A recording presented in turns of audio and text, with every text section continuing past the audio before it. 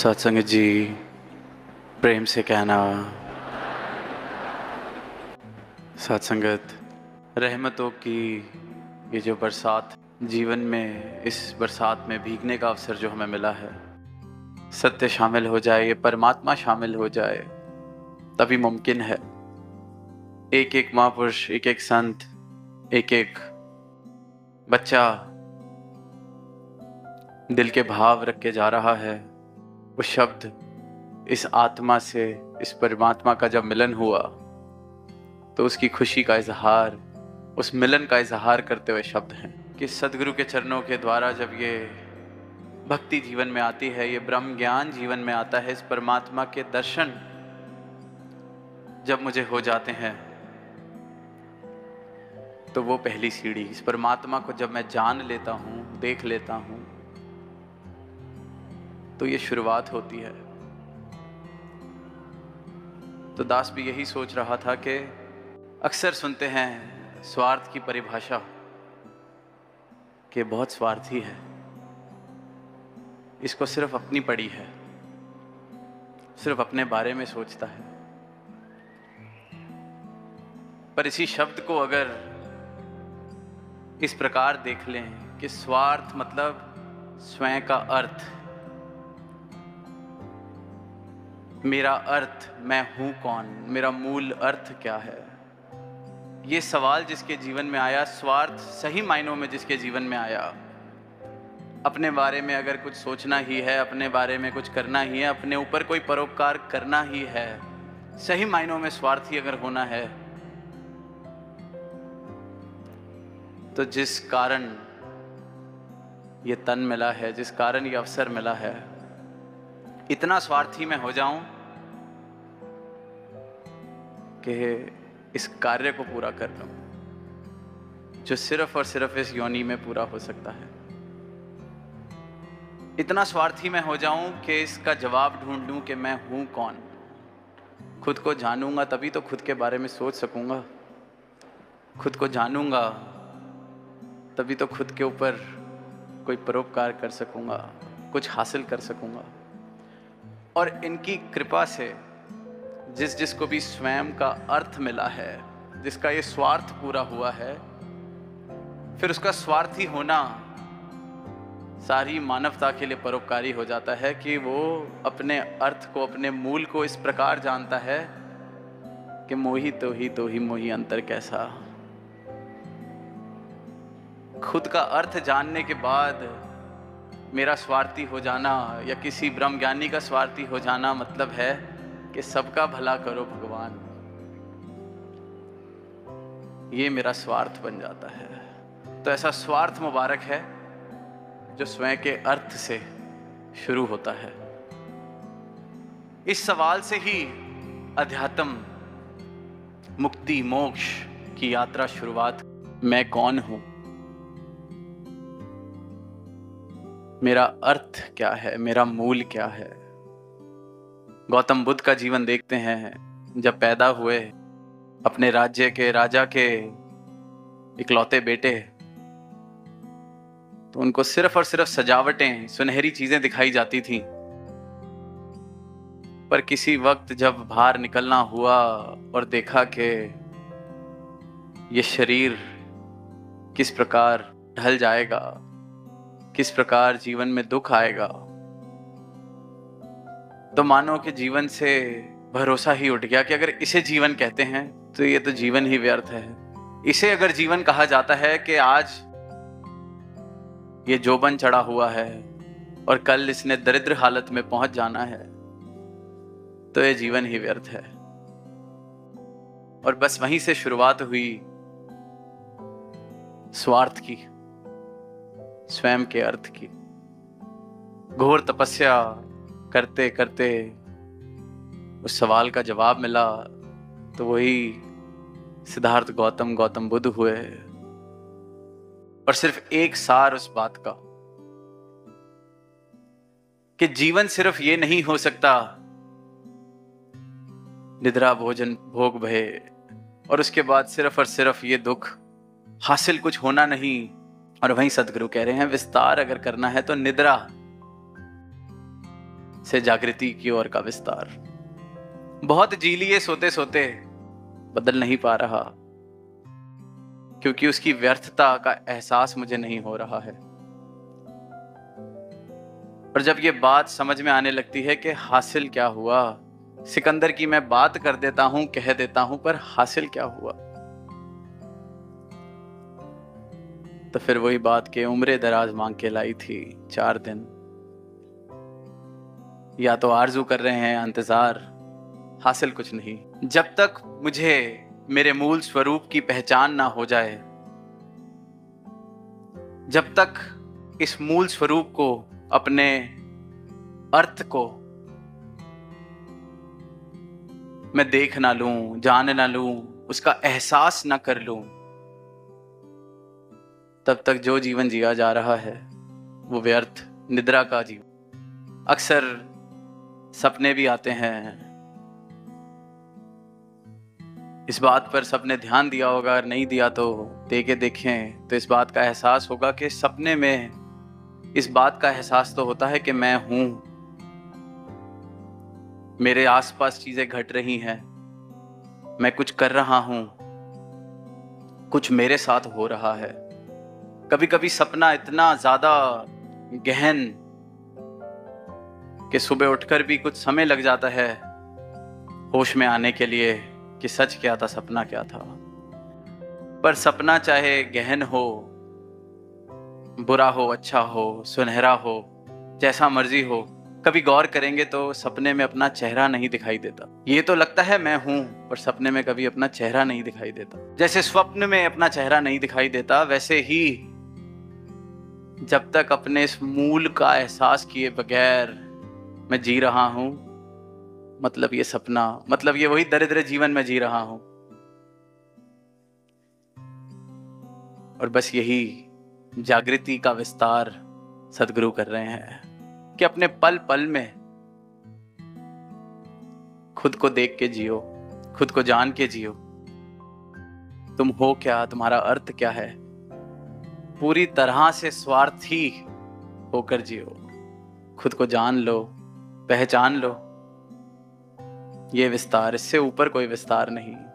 और फिर भक्ति का रस जीवन में आना शुरू होता है, क्योंकि ये शुरुआत है, ये शुरुआत है। और फिर ये जीवन का पल पल, जब जब इस पल में, हर पल में इस एहसास में मैं जी रहा हूं कि मैं हूं कौन, तो जीवन का नजारा ही बदल जाता है, जीवन जीने का ढंग ही बदल जाता है।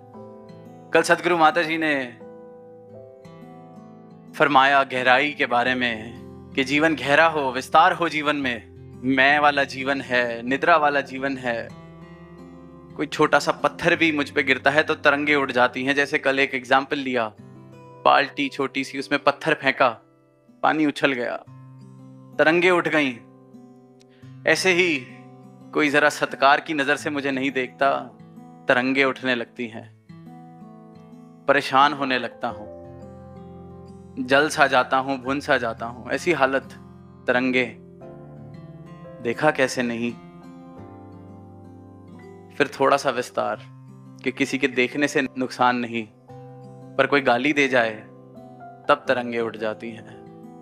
फिर उसके पार का विस्तार कि कोई गाली दे गया तब भी कोई बात नहीं, पर कोई अपना गाली दे जाए, अपना कोई मुझे मूर्ख कह दे, फिर तरंगे उठ जाती हैं। तो सदगुरु माता जी ने कहा विस्तार, सागर गहरा है इसलिए शांत है। क्या तरंगे उठे वहां, तो इतना विस्तार में होता, मेरे जीवन में होता चला जाए। आज बाल्टी जितना मेरा व्यक्तित्व है, तो बाल्टी से स्विमिंग पूल जितना सफर में करूं, फिर नदी, फिर तालाब, फिर गहराई सागर की प्राप्त हो। और सदगुरु माता जी ने ये नहीं कहा कि विस्तार समुद्र की गहराई की ओर, इन्होंने आदेश दिया है, उपदेश दिया है विस्तार असीम की ओर। तो रुकना नहीं, क्योंकि जीवन नहीं रुकता, जीवन ने चलते जाना है। अपनी दिशा में इनके अनुसार कर लूं तो जीवन सिर्फ असीम की ओर विस्तार करेगा।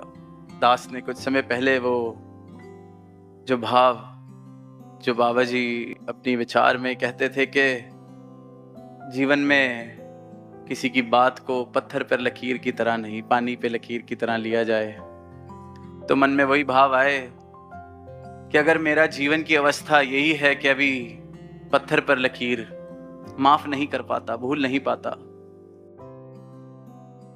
पानी तक पहुंचना मुश्किल लग रहा है कि पानी पर लकीर वाला जीवन कैसे मिले, तो पहले रेत पर लकीर की तरह पहुंच जाऊं।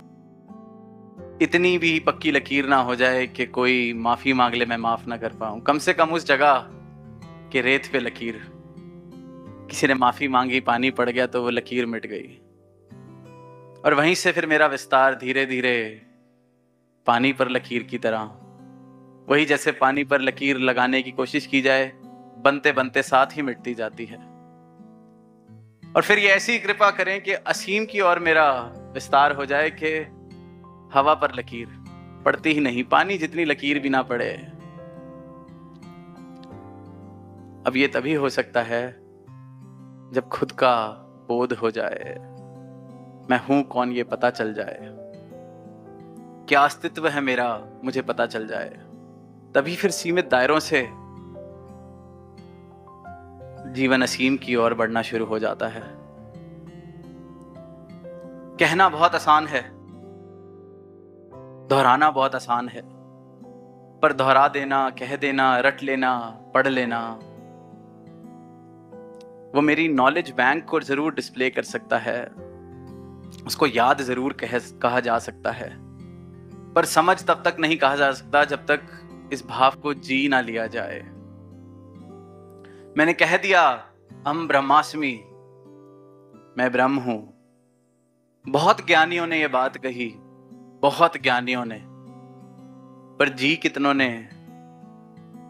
जिसने जी ली फिर उसके जीवन की भाव दशा कुछ इस प्रकार हो जाती है कि अहम ब्रह्मास्मि का एहसास जब हुआ तो फिर अहम खत्म हो जाता है। जब ब्रह्म मिल गया, ब्रह्मास्मि पता चल गया कि मैं ब्रह्म हूं, तो अब मैंने रहकर करना क्या है, फिर ये ब्रह्म ही ब्रह्म है। ये भाव दशा उसकी जिसने इसको जी लिया और जिसने ज्ञानी बनकर इसको पढ़ लिया, बुद्धि के तल पर समझ लिया, उसकी भाव दशा कुछ इस प्रकार हो जाती है कि अहम ब्रह्मास्मि में अहम पर जोर ज्यादा हो जाता है। बहुत ज्ञानी आए फिर दुनिया में ही ज्ञान बांट रहे हैं अहम ब्रह्मास्मि, क्योंकि वो तो पता चल गया कि अब अहंकार की सीमा सारी खत्म, कि मैं तो ब्रह्म हूं। तो फिर ब्रह्म तो जितना मर्जी अहंकार करे, विस्तार उल्टा हो गया, दुर्गति की तरफ विस्तार होना शुरू हो गया। तो कहा सुनी, दोहरा देना, कह देना, कोई पैमाना नहीं, जी लेना, अनुभव कर लेना, इसको हासिल कर लेना, तो मेरा विस्तार कहने सुनने से जीने की ओर हो जाए, दोहराने से समझ की ओर मेरा विस्तार हो जाए, बातों से अनुभव की ओर मेरा विस्तार हो जाए, तो विस्तार मुबारक है। तो फिर मेरी भक्ति का रस जब जीवन में घुलने लगता है तो फिर ऐसे भाव भी समझ आने लगते हैं कि क्यों शास्त्रों में कहा गया, बड़े बड़े भक्तों ने कहा गया कि भक्ति का फल भक्ति। कितनी बार सुनते हैं भक्ति का फल भक्ति, कि भक्ति में 2 पल भी अगर सही मायने से किसी ने बिताए तो वो 2 पल ही उस भक्ति का फल है। क्योंकि जो अमृत रस, जो भक्ति का प्रेम रस उन 2 पलों में मिलता है, जिसने भी चखा है, फिर दुनियावी कोई और फल के साथ उसका नाप तोल किया नहीं जा सकता। मिल भी जाए तो कहेंगे कि क्या ये आप पत्थर को सोने से तोलते हो। दुनिया के सारे सुख साधन एक तरफ, और वो प्रेमा भक्ति के 2 पल भी किसी ने अगर सही मायनों में एहसास किया है भक्ति के रस का, ये आप सब जो यहां जिस आनंद का हम एहसास कर रहे हैं इनकी कृपा से, ये आनंद का एहसास ही अपने आप में फल है। जिसने भी भक्ति को साधन की तरह देखा है उसके जीवन में जरूर ये सवाल आते हैं, और अधिकतर इंसान धर्म को और परमात्मा को एक साधन की तरह जीवन में शामिल करना चाहता है। भक्ति खुद ही साधन भी है और भक्ति खुद ही साध्य भी है। रास्ता भी यही, मंजिल भी यही, भक्ति का फल भक्ति। तो मेरी भक्ति का ये विस्तार हो जाए। अगर अभी भी जीवन में परमात्मा इसलिए है कि कहीं कुछ हासिल करना है, सहारा है, सिर्फ एक सहारा है, कहीं पहुंचने के लिए एक वाहन में बैठे हैं, जाना तो कहीं और है, चाहिए तो कोठी, गाड़ी, बंगला, मेहनत नहीं करते, नौकरी नहीं करते, परमात्मा को साथ लेते हैं। तो फिर परमात्मा मेरे लिए एक साधन है। परमात्मा से मेरा कोई लेना देना नहीं, क्योंकि जब कोई चीज साधन होती है तो जब वो अपनी मंजिल पर पहुंचा देती है, अक्सर हम फिर उस साधन को छोड़ देते हैं, क्योंकि रास्ता उतना ही था। और वो अगर साधन मुझे मंजिल तक ना पहुंचाए तो फिर साधन कोई और इंसान बदल लेता है कि परमात्मा ये वाला नहीं पहुंचा रहा तो कोई युक्ति में कमी है, तरीका बदल लेते हैं। तो भक्ति सही मायनों में भक्ति तभी है जब इस भक्ति को साधन की तरह नहीं, इस भक्ति के रस के लिए किया जाए। भक्ति का रस ही इस भक्ति का फल है। और जिसने भी आप संतों ने प्राप्त किया है, यही आवाज सारी मानवता को दे रहे हैं कि ये प्रेमा भक्ति के दो पल भी, ये एक तरफ और दुनियावी साधन से मिले हुए सुख एक तरफ, इनका कोई मोल नहीं, ये कहीं और से मिल नहीं सकते। और सदगुरु यही कह रहे हैं कि सब मुबारक है, बड़ी से बड़ी गाड़ी मुबारक है, बड़ी से बड़ी नौकरी, बड़ी से बड़ा पद मुबारक है, पर प्रेमा रस, प्रेमा भक्ति का रस जीवन में आ जाए, भक्ति का रस जीवन में आ जाए, तो फिर जीवन उस दरिद्र हालत में नहीं पहुंचेगा। जीवन फिर उस हाल पर नहीं पहुंच जाएगा कि उम्र दराज मांग के लाई थी 4 दिन। वही 2 दिन की मांगे, 2 दिन का इंतजार, यही कहानी बन के नहीं रह जाएगी। तो फिर ये जीवन मुबारक इस प्रकार बन जाएगा कि ये जीवन कहियों के उस सवाल का जवाब बनेगा कि मैं कौन हूं, किस लिए भेजा है। इस प्रकार मेरी भक्ति का विस्तार हो जाए कि साधन मात्र ना रह जाए, साधन मात्र ना रह जाए, याद मात्र ना रह जाए, जीवन अनुभव बन जाए। एक छोटी सी कहानी, बड़ी पुरानी, शास्त्रों में भी जिक्र, पुरातन जिक्र इसका होता रहा कि एक इंसान, बहुत धन संपत्ति जिसके पास,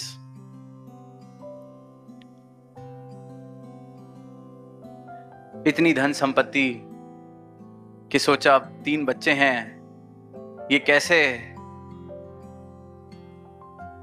फैसला करूं कि कौन इसका संभाल कर सकेगा, इसका विस्तार कर सकेगा, कौन इतना लायक है, कौन इतना काबिल है तीनों में से।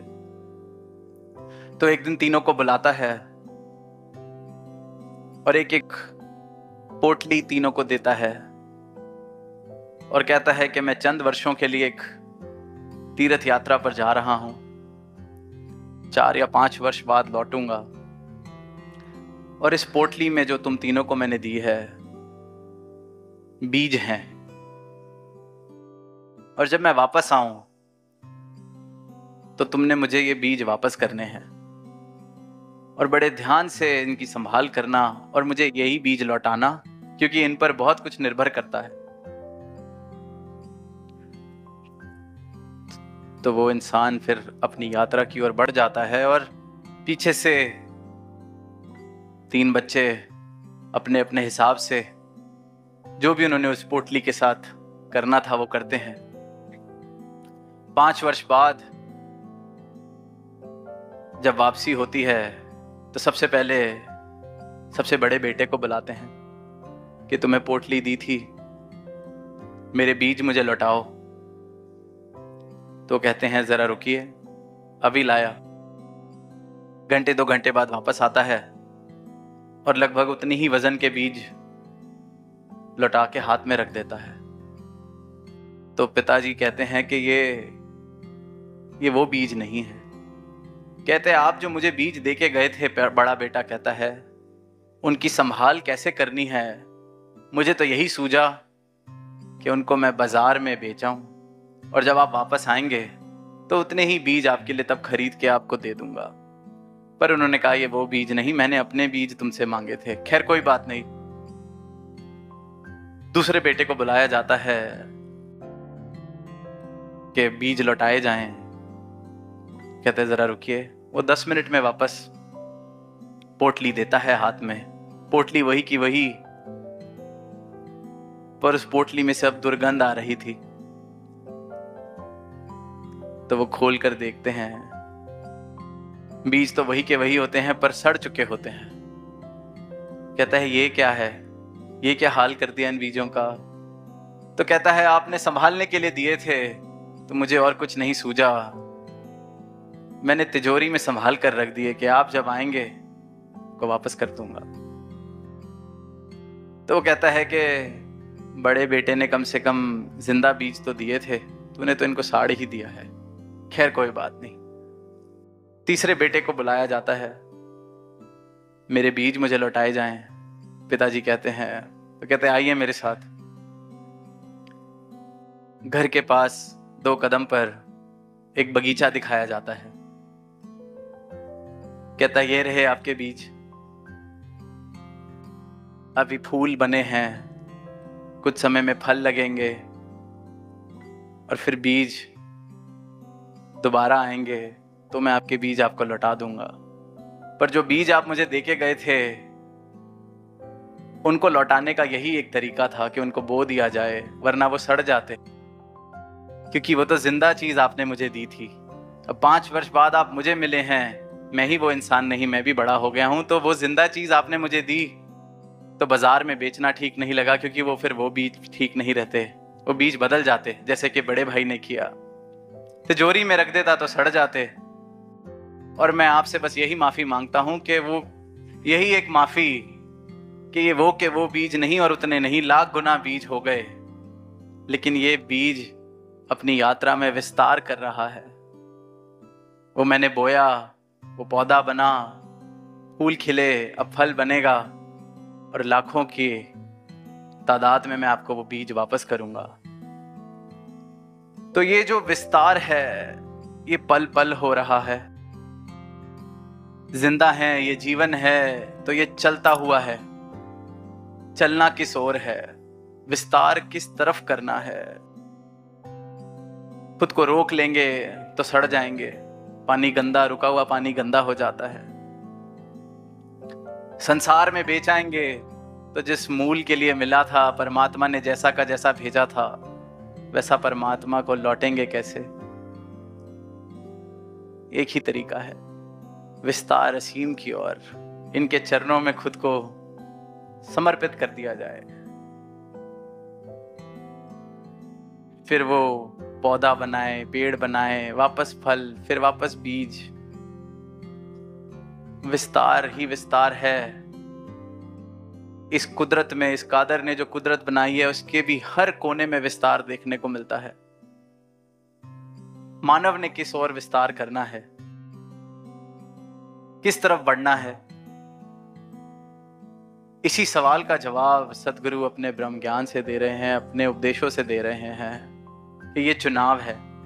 विस्तार दुर्गति की तरफ भी किया जा सकता है, पतन की तरफ भी किया जा सकता है, या फिर इस रूप में किया जा सकता है कि मुट्ठी भर बीज मिले और लाखों वापस किए। जैसे हजूर कहते हैं कि ये दुनिया जैसी आई है, जिस दुनिया में जैसे आए हैं इससे बेहतर इसको करके जाएं, ऐसा मेरे जीवन का विस्तार हो सके। तो भाव यही आते हैं कि मानव सुन तो ये बात रहा है, हम भी सुन रहे हैं, दोहरा रहे हैं, पर कहीं मेरी जीवन, मेरी अवस्था रटन तक ना रह जाए। पता चले कि बुद्धि के तल पर ही जीवन जिया जा रहा है। कहा तो जा रहा है जाग जाओ, पर फिर इंसान जागता क्यों नहीं। कहा तो जा रहा है कुछ हासिल नहीं होना, देख भी रहा हूं कुछ हासिल नहीं होता, फिर भी इंसान जागता नहीं।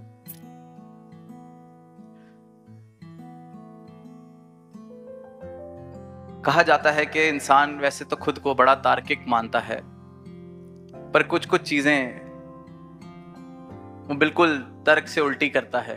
कोई ऐसी चीज करते चले जाना जिससे मैं देख रहा हूं कि मुझे नुकसान हो रहा है, सिर्फ इसलिए क्योंकि बड़े वर्ष हो गए हैं, बहुत समय लग गया है, यही करते आ रहे हैं, अब कैसे छोड़ दें। तो जब पढ़ा तो उन्होंने यही बताया कि अक्सर कोई गलत डिसीजन जब कोई अपने व्यापार में ले लेता है तो उस गलती से वापस नहीं मुड़ता, क्योंकि कहता है अब इतना पैसा लग गया है, अब कैसे मुड़े। जबकि और पैसा वो डालता है तो वो पैसा डूबता ही रहता है। एग्जाम्पल में कहा कि कभी बाहर से खाना मंगाया, अब पेट तो भर गया है, पर इंसान कहता है कि पैसे खर्च के खाना मंगाया है, खा ही लेते हैं, पैसे वेस्ट हो जाएंगे। पेट खराब करना मंजूर है, अगले दिन खाना नहीं मंजूर या बांटना मंजूर नहीं, पैसे वेस्ट हो जाएंगे। तो इंसान यही करता है। फिर एक और बड़ा सरल सा उदाहरण, पिक्चर देखने गए, आधे घंटे में लगा कि बहुत ही खराब पिक्चर है, 2 घंटे बर्बाद हो जाएंगे, पर कहता है चलो 100 रुपए की टिकट खरीदी है, 100 रुपए खराब हो जाएंगे, तो इसलिए 2 घंटे खराब करने मंजूर हैं। तो कहते हैं इंसान चाहे जितना भी तार्किक है, पर उसके तर्क में कहीं अद्भुत से दोष हैं, जिसमें से एक दोष संक कॉस्ट फॉलिसी। इंसान रिश्तों में भी हम कई बार देखते हैं कि अब इतने वर्ष तो हो गए, अब कुछ और कैसे किया जाए, थोड़ा दुख और सह लेंगे। संक कॉस्ट फॉलिसी 10 साल से ऐसे ही चलता आ रहा है, अब 10 साल लगा दिए हैं, कोई बात नहीं। इंसान भी जीवन जब जी रहा है, हाथ पल्ले कुछ नहीं पड़ा, देख रहा है 50 साल की उम्र हो गई, 60 साल की उम्र हो गई, हाथ पल्ले कुछ नहीं, पर अब इतने वर्ष लगा दिए हैं, थोड़ा सा और ही सही। पता है जिस रास्ते चलता आ रहा हूं, जैसा जीवन जीता आ रहा हूं, कुछ हासिल करके भी हासिल नहीं हुआ है, पर अब इतने वर्ष लगा दिए, अब तौर तरीके कैसे बदले। परमात्मा को एक सीमित से रूप में देखता आ रहा हूं, देखा भी नहीं, जानता भी नहीं, परमात्मा परमात्मा करता आ रहा हूं, पर अब कोई सच की आवाज दे रहा है, पर अब इतने वर्ष लगा दिए हैं, अब तौर तरीके कैसे बदले, इतने वर्ष लगा दिए हैं। तो साथ संगत, इसी अवस्था से, इस तर्क दोष से उठाकर सद्गुरु जागृति की अवस्था बख्शते हैं। जैसा जीवन चलता आ रहा है, अगर ऐसे ही जीते रहे तो ये जीवन की बाजी हार जाओगे। हारते आ रहे हो जीवन की बाजी, 50 साल से, 40 साल से, 20 साल से, जितनी भी उम्र है, ये बाजी हारते जा रहे हो। ऐसे ही चलता रहा, 1 वर्ष और, 1 पल और ऐसे जिए तो वो पल भी हार जाओगे। ये जगा रहे हैं, पर हम कहते हैं अब 60 साल लगा दिए, कोई बात नहीं, शायद कुछ मिल जाएगा। बस ये जीवन की बाजी हारने से हर एक मानव को बचाने आए हैं। हम कहीं किसी तर्क दोष में न फंस जाएं, अपना विस्तार इस रूप में कर सकें कि वाकई ही जो भक्ति और भक्ति का रस मिला है, मेरा विस्तार इस रूप से हो सके, मेरे जीवन का विस्तार इस रूप से हो सके कि अरे मेरी भक्ति साधन बन के ना रह जाए, मेरी भक्ति संपूर्ण रूप में प्रेम, अनुराग, प्रेम का रस, भक्ति का फल, सिर्फ और सिर्फ भक्ति, ऐसा विस्तार मेरी भक्ति का हो पाए। इन्हीं भावों से दास इजाजत लेना चाहेगा और यही अरदास सतगुरु माता जी के चरणों में कि दूर दूर से सारे संत पहुंचे हैं यहाँ, और जितने पहुंचे हैं उससे भी कहीं गुना आपके संत अपने अपने घरों से निरंकार रूप में आप जी के साथ अपनी तार जोड़े बैठे हैं। तो आज अपने लिए और सारी ही साथ संगत के लिए यही अरदास जो शहनशाह जी ने अवतार बानी में लिखी कि जब तक सावित साने मेरे तोड़ निभे ये प्रीत तेरी, प्रेम से कहना, ध्यान रखना।